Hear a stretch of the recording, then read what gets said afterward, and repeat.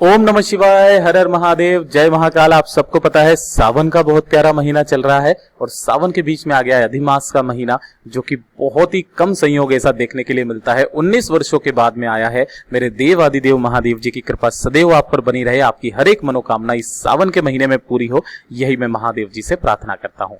फिर भी अगर आपके जीवन में नौकरी की बहुत ज्यादा समस्या है, व्यापार अच्छे से नहीं चल रहा है, परिवार में बीमारियां बहुत ज्यादा हो रही है, या फिर आपकी कोई मनोकामना है, विशेष मनोकामना जो कि आपकी पूरी नहीं हो रही है, तो मनोकामना पूर्ति का बहुत ही अचूक उपाय मैं आज आपके इस वीडियो में बताने वाला हूं।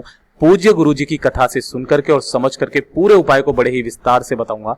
परंतु उससे पहले आप सबसे एक छोटी सी गुजारिश करूंगा कि जो लोग पहली बार आए हैं, चैनल को सब्सक्राइब जरूर करना और वीडियो को लाइक करके महादेव जी का कोई सा भी प्यारा नाम कमेंट बॉक्स में लिखना मत भूलिएगा, ठीक है ना। मात्र आपको छोटा सा उपाय करना है। 2 दीपक, एक लगाना है लेफ्ट साइड में, एक लगाना है राइट साइड में। कौन सा किधर की तरफ लगाना है, मात्र छोटा सा उपाय करना। जो मांगोगे वो सब कुछ मिलेगा आपको। पूरे वीडियो को ध्यान से सुनना, समझने की कोशिश करना। इस पूरे वीडियो के अंदर मैं आपको 3 महा उपाय बताने वाला हूं जो कि आपकी सारी समस्याओं का समाधान करेंगे। सबसे पहले बात कर लेते हैं पहला वाला उपाय, जो कि आपने अभी अभी थंबनेल में देखा था, 2 दीपक वाला उपाय, ठीक है ना। देखिए, इसके लिए आपको क्या चाहिए और क्यों करना है ये वाला उपाय, पहले वो बता देता हूं। आपकी अगर कोई विशेष कामना है ना, कोई हृदय की बात है, मनोकामना है जो पूरी नहीं हो रही है, या फिर अगर कोई ऐसा ग्रेजुएट आदमी है जो नौकरी के लिए तलाश रहा है, तो वो भी इस उपाय को करेंगे तो उनकी सारी मनोकामनाएं पूरी जरूर होगी। ध्यान से सुनना। मात्र आपको चाहिए होगा 1 लोटा तांबे का, जिसके अंदर आपको अपने घर का शुद्ध जल भर लेना है। ध्यान रखना, इस वाले उपाय में आपको अपने घर का शुद्ध जल लेना है, ठीक है। उसके बाद में आपको लेना होगा एक अलग से स्टील का लोटा। देखिए, तांबे का लोटा अलग है और एक लेना होगा स्टील का लोटा, ठीक है ना। और उसके बाद में आपको लेना होगा गाय माता का दूध, गाय का कच्चा दूध, है ना। कच्चे का मतलब क्या होता है, जो एक बार भी गर्म नहीं किया गया होता है, ठीक है। तो इसके अंदर आपको दूध डालना है। ध्यान रखना, दूध को गलती से भी तांबे के लोटे से मत चढ़ाना, जहर बन जाता है, महादेव जी दंड देते हैं, ठीक है ना। तो आपको स्टील के लोटे के अंदर दूध डालना है। अब काफी सारे लोग बोलेंगे कि भैया हमारे पास इतना दूध ही नहीं है कि 1 लोटा भर जाए, तब क्या करें। तो आपके पास जितना दूध है उतना डाल लीजिए, बाकी आपको अपने घर के शुद्ध जल से भर लेना। लेकिन लोटा पूर्ण होना चाहिए। महादेव जी को जब भी कुछ चीज चढ़ाओ तो पूर्ण चीज चढ़ाना, ठीक है। तो एक हो गया जल का लोटा जो तांबे का है, एक हो गया दूध का लोटा। उसके बाद में आपको तैयार करने होंगे 2 दीपक। ये ध्यान से सुनना, कितने दीपक हैं, 2 दीपक। एक दीपक जिसके अंदर आपको डालना होगा क्या, गाय माता का घी, है ना, गाय का घी। और दूसरे दीपक के अंदर डालना होगा तेल। कौन सा तेल डालोगे, सरसों का तेल या तिल्ली का तेल, है ना। इन दोनों में से आप कोई सा भी तेल डाल लेना, मैंने यहां पर लिख दिया है, सरसों या फिर तिल्ली का तेल। दोनों के अंदर जो बत्ती लगाओगे वो लगाओगे गोल बत्ती। इसमें भी गोल बत्ती और इसमें भी गोल बत्ती, ठीक है ना। अभी यहां पर प्रज्वलित करने की आपको जरूरत नहीं है। 2 लोटे हो गए, 2 दीपक हो गए, ये तैयार कर लिए। इन दोनों को लेकर के प्रदोष काल में आपको पहुंचना होगा कहां पर, बेलपत्र के पेड़ के पास। इस वाले उपाय को किसी भी दिन कर लेना, है ना, प्रदोष काल के समय, शाम के समय पर। खास तिथियों को करते हो, बहुत ही अचूक उपाय है। किन किन दिनों में, सप्तमी हो गई, अष्टमी हो गई, नवमी हो गई, एकादशी हो गई, इसके बाद में पूर्णिमा, प्रदोष और शिवरात्रि, बहुत अचूक उपाय है, ठीक है। ध्यान से सुनना। जैसे ही आप यहां पर पहुंचे ना, तो इसको पहुंचने के बाद में आपको यहां पर बैठना है ना। बैठने के बाद ध्यान से सुनना, आपका जो मुंह होना चाहिए वो होना चाहिए उत्तर दिशा की तरफ, है ना। यानी कि अब देखिए, मैं आपको अच्छे से समझा देता हूं थंबनेल के द्वारा, ठीक है ना। जैसा आप यहां पर देख पा रहे हो ना, तो आपको करना क्या होगा, आप ऐसे बेलपत्र के पेड़ के सामने आप बैठोगे, ठीक है ना। तो बेलपत्र के सामने बैठने के बाद आपका जो मुंह है ये होगा उत्तर दिशा की तरफ। उसके बाद में आपको अपने सीधे हाथ की तरफ, जो राइट हैंड है ना, उस राइट साइड में आपको लगाना होगा घी का दीपक, वहां पर प्रज्वलित कर देना। और जो दूसरा लेफ्ट साइड है, बायां वाला सिरा है ना, बायां वाला हाथ, उस तरफ में लगाना होगा आपको तेल का दीपक, ठीक है। और यहां पर बैठ जाना। बैठने के बाद में आपको 108 बार मंत्र का स्मरण करना है, जो भी मंत्र आपको आता है, ठीक है ना। पंचाक्षरी मंत्र, षडाक्षरी मंत्र, ओम नमः शिवाय कुछ नहीं आता तो श्री शिवाय नमस्तुभ्यम, इस वाले मंत्र का आपको 108 बार स्मरण करना है और उसके बाद बेलपत्री के यहां पर ढोक देते समय आपको अपनी मनोकामना कह देनी है, दोनों दीपक को वहीं पर छोड़ करके, और आपको अपने घर की तरफ वापस चले आना है। मात्र जो व्यक्ति इस उपाय को इन खास तिथियों पर कर लेता है उसकी सारी मनोकामनाएं पूरी होती है, चाहे फिर वो कुछ भी मांग ले। ये हो गया पहला उपाय।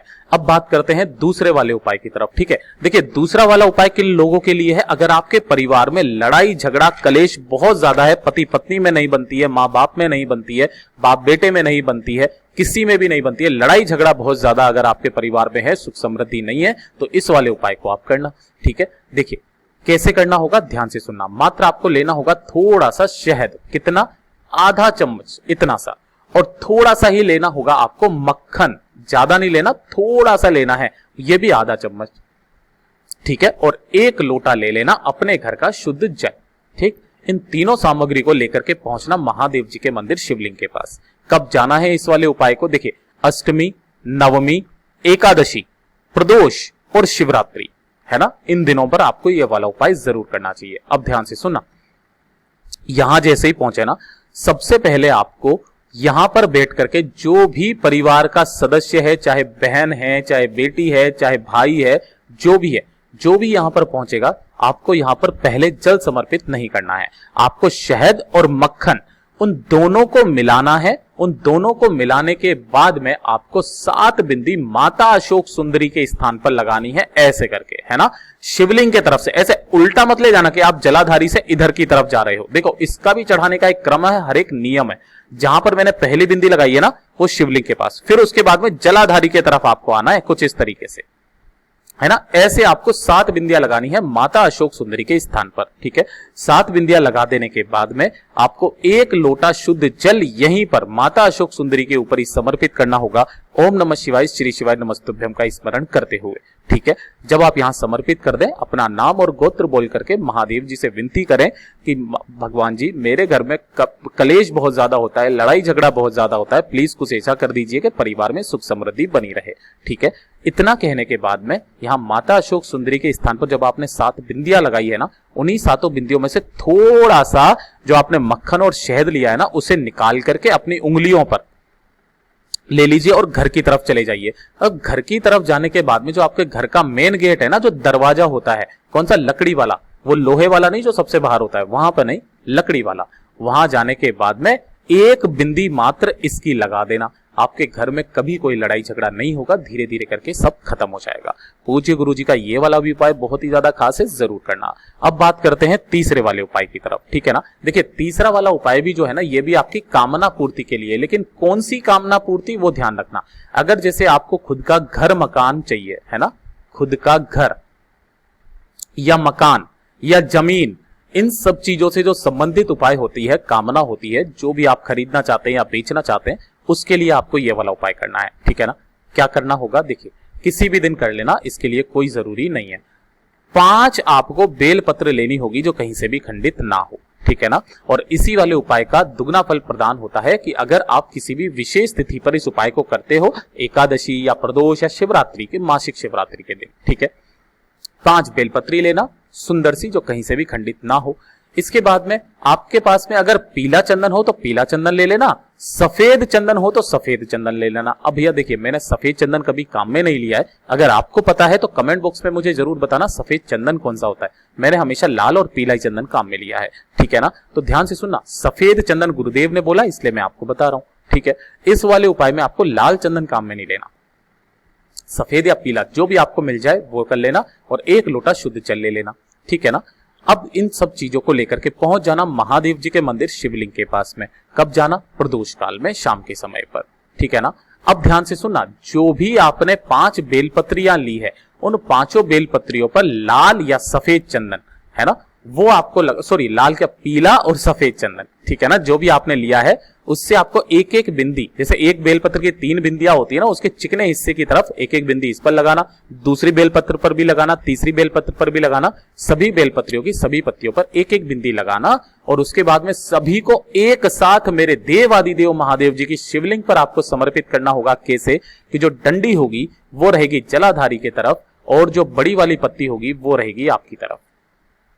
जिधर चंदन लगाया है वो रहेगा नीचे की तरफ। ऐसे समर्पित करना और अपनी कामना जो भी घर, मकान, जमीन, जायदाद से संबंधित है उसकी कामना करके, और यहां पर ध्यान रखना एक महादेव जी का नाम है, वो है विश्वकर्मेश्वर महादेव जी।